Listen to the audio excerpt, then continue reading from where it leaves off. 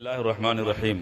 امام بخاری research academy سے شائع ہونے والے ہفت روزہ میگزین الجمعہ 6 ربیع الاول 1445 ہجری مطابق 22 ستمبر 2023 کے مضامین کی ریکارڈنگ پیش خدمت ہے۔ الحمدللہ رب العالمین وصلی اللہ علی النبی الامی الکریم، اما بعد۔ ذکر انبیاء، آخری نبی حضرت محمد صلی اللہ علیہ وسلم، قسط نمبر 49، جنگ خندق۔ جب مشرکین کا لشکر مدینہ کے قریب پہنچا تو وہ یہ دیکھ کر حیران رہ گئے کہ ان کے اور شہر مدینہ کے درمیان ایک خندق حائل ہے۔ اس سے پہلے انہوں نے کبھی اس کا تجربہ نہیں کیا تھا۔ وہ بڑے جوش و خروش کے ساتھ حملہ کرنے آئے تھے، مگر خندق دیکھ کر ان کے سارے ارمانوں پر پانی پھر گیا۔ مجبوراً انہیں شہر سے باہر رک کر ہی محاصرہ کرنا پڑا۔ ایک دن ان کے چند شہ سوار خندق کو پار کر آئے۔ ان میں عمر بن عبد ود بھی تھا، جس کے بارے میں یہ مشہور تھا کہ وہ 1000 شہ سواروں کے برابر ہے۔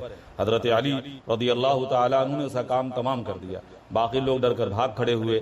مشرکین 1000 کوششوں کے باوجود خندق کو پار کرنے میں کامیاب نہ ہو سکے۔ مسلمان ایک طرف ان مشکلات سے دوچار تھے، دوسری طرف یہود ان کے خلاف زبردست سازشیں کر رہے تھے۔ یہود کا سردار حیی بن اخطب بنو قریظہ کے سردار کعب بن اسد کے پاس آیا اور اسے اس بات پر آمادہ کیا کہ وہ رسول اکرم صلی اللہ تعالی علیہ وسلم سے کیا ہوا اپنا عہد توڑ دے۔ یاد رہے کہ کعب بن اسد نے حضور سے یہ عہد کیا تھا کہ وہ آپ کے خلاف کسی کی مدد نہ کرے گا، بلکہ اس نے یہ بھی وعدہ کیا تھا کہ وہ جنگ کے مواقع پر آپ کی مدد کرے گا۔ اب اس شخص نے اپنا وعدہ توڑ دیا، مسلمانوں کے خلاف جنگ میں یہود اور مشرکین کے ساتھ ہو گیا۔ بنو قریظہ کا عہد توڑنا مسلمانوں کے لیے دوہری مصیبت تھی، اس لیے کہ یہ لوگ مدینے کے اندر رہتے تھے۔ ان کے قریب ہی کے ایک قلعے میں مسلمانوں نے اپنے بچوں اور عورتوں کو رکھا ہوا تھا۔ مرد مسلمان جنگ پر موجود تھے۔ جب تک بنو قریظہ عہد کے پابند تھے تو مسلمان اپنے بچوں اور عورتوں کی طرف سے بے فکر تھے، لیکن اب جب انہوں نے عہد توڑ دیا تو مسلمانوں کو اپنے گھر والوں کی فکر ہوئی، مگر معاملہ یہ تھا کہ وہ محاذ چھوڑ کر آ بھی نہیں سکتے تھے۔ نبی کریم صلی اللہ تعالی علیہ وسلم نے بڑی حکمت سے ان حالات کا مقابلہ کیا۔ آپ شہر کی حفاظت کے لیے کچھ محافظ دستے بھیجتے رہے تاکہ عورتوں اور بچوں پر اچانک کوئی حملہ نہ ہو، اور ادھر محاذ پر بھی لوگ ڈٹے رہیں۔ تقریباً 1 مہینے تک مدینہ دشمنوں سے گھرا رہا، پھر اللہ کی مدد آئی۔ ایک تو خود دشمنوں میں پھوٹ پڑ گئی، دوسری طرف اللہ تعالیٰ نے ان پر بہت تیز آندھی بھیجی جس نے ان کے خیمے اکھاڑ دیے، ان کی ہانڈیاں الٹ دیں۔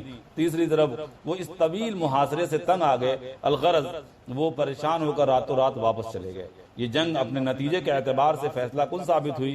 اس میں ناکام ہونے کی وجہ سے مشرکین کے حوصلے ٹوٹ گئے اور یہ واضح ہو گیا کہ مسلمانوں کا مقابلہ کرنا اب کسی بڑی سے بڑی فوج کے لیے آسان نہیں۔ چنانچہ اسی موقع پر رسول اکرم صلی اللہ علیہ وسلم نے مسلمانوں کو یہ خوشخبری دی کہ آج کے بعد ہم ان پر چڑھائی کریں گے اور ہمارا لشکر ان کی طرف جائے گا۔ اب وہ کبھی دوبارہ ہم پر چڑھائی نہ کر سکیں گے، اور بعد میں ایسا ہی ہوا۔ سلسلہ جاری۔ سلسلہ درس حدیث، دوستی کس سے ہو۔ حضرت ابو ہریرہ رضی اللہ تعالیٰ عنہ سے روایت ہے کہ نبی کریم صلی اللہ تعالیٰ علیہ وسلم نے فرمایا، آدمی اپنے دوست کے دین پر ہوتا ہے تو خوب دیکھ لے کہ کس سے اس کی دوستی ہے۔ ترمذی 2378۔ ہم سب جانتے ہیں کہ نبی کریم صلی اللہ تعالیٰ علیہ وسلم کی صحبت کا ہی اثر تھا کہ حضرات صحابہ رضوان اللہ علیہ مجمعین کیا تھے اور آپ صلی اللہ علیہ وسلم کی صحبت کے بعد کیا ہو گئے۔ عربی میں ایک کہاوت ہے کہ اچھوں کی صحبت تمہیں اچھا بنا دیتی ہے اور برے لوگوں کی صحبت تمہیں برا بنا دیتی ہے۔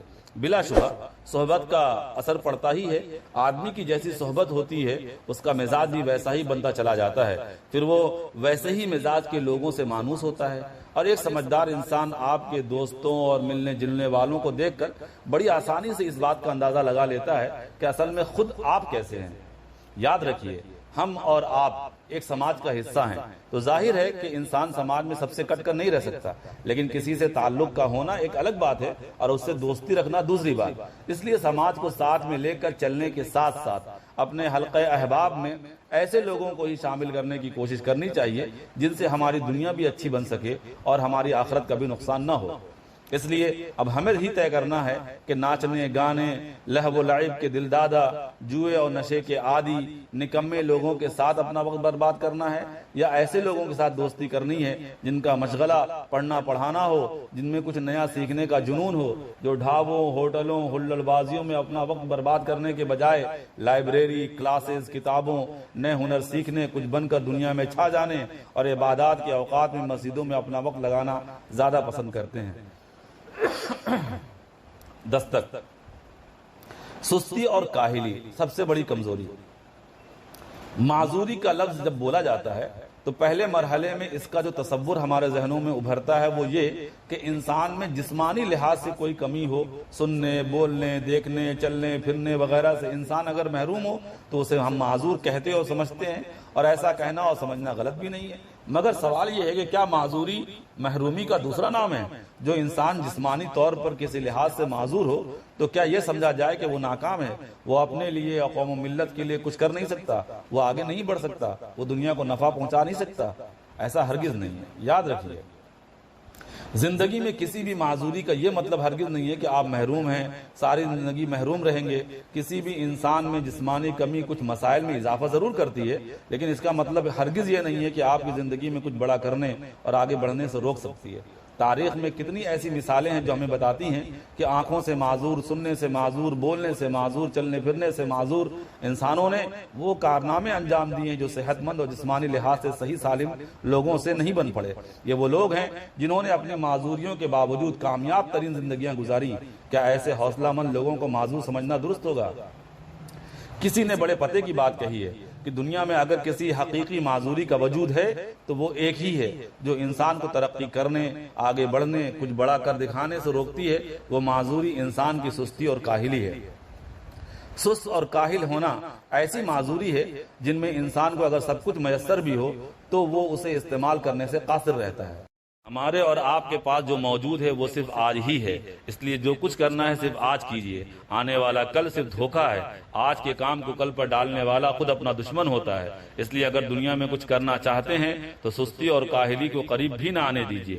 ہر روز کے لیے ایک کام مقرر کیجیے اور اسے کر گزریے۔ کل کی امید پر رہنے والے کروڑوں آئے اور بے شمار ادھوری خواہشات، ادھورے خواب اور ادھوری تمنائیں لے کر چلے گئے۔ جس کو آج میں جینا نہیں آتا وہ کبھی کل میں جینا بھی نہیں سیکھ سکتا۔ ربیع الاول کا اصل پیغام۔ ربیع الاول کا مہینہ پوری دنیا کے لیے رحمت کا مہینہ ہے۔ اسی مہینے میں محسن انسانیت رحمت للعالمین حضرت محمد مصطفیٰ صلی اللہ تعالی علیہ وسلم دنیا میں تشریف لائے اور اسی مہینے میں دنیا سے رخصت ہوئے۔ اس لیے یہ مہینہ ایک یادگار مہینہ ہے۔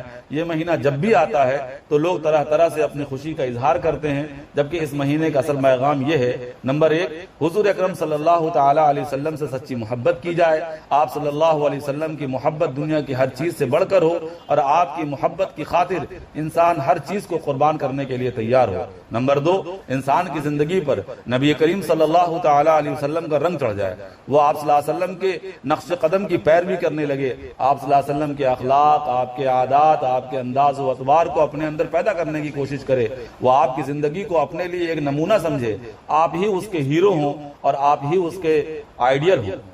آپ صلی اللہ تعالی علیہ وسلم کے لائے ہوئے دین کو اس کا صحیح حق دے، اس کی قدر کرے، اس کی اہمیت کو سمجھے، اسے اللہ کی نعمت خیال کرے، اس لیے کہ یہ دین اللہ کی سب سے بڑی نعمت ہے۔ اگر یہ دین نہ ہوتا تو انسان طرح طرح کی گمراہیوں میں بھٹک رہا ہوتا۔ آج ہمارے پاس الحمدللہ یہ دین موجود ہے، لیکن افسوس کہ ہمیں اس کی صحیح قدر نہیں۔ جس طرح ایک قیمتی چیز کی حفاظت کی جاتی ہے، ہم اس طرح اس کی حفاظت کے بارے میں فکر مند نہیں رہتے۔ نمبر 4، وہ آپ کے لائے ہوئے پیغام کو دنیا کے اندر عام کرے۔ دنیا میں اس وقت طرح طرح کی گمراہی اور تاریکی کا دورہ ہے۔ دنیا اس وقت ایک سخت قسم کی روحانی پیاس میں مبتلا ہے۔ وہ منتظر ہے کہ کوئی آئے اور اس کی اس پیاس کو بجھا دے، اور سچی بات یہ ہے کہ آپ صلی اللہ تعالی علیہ وسلم کا لایا ہوا دین ہی اس کی یہ پیاس بجھا سکتا ہے۔ اس لیے ضرورت ہے کہ آپ صلی اللہ علیہ وسلم کے دین اور پیغام کو دنیا کے کونے کونے تک پہنچایا جائے، تاکہ دنیا کو وہ چیز مل جائے جس کی اسے تلاش ہے۔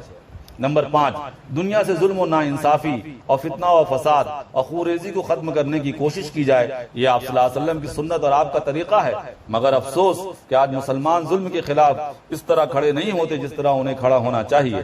یہ چند پہلو ہیں جن کی طرف ہمیں توجہ دینی چاہیے، اور ربیع الاول کا یہ مہینہ انہی باتوں کی طرف ہمیں متوجہ کرتا ہے، ہمیں ہمارے 1400 سال پرانے ماضی سے اس طرح جوڑ دیتا ہے کہ ہم اس سے روشنی حاصل کیے بغیر ایک قدم بھی آگے نہیں بڑھا سکتے۔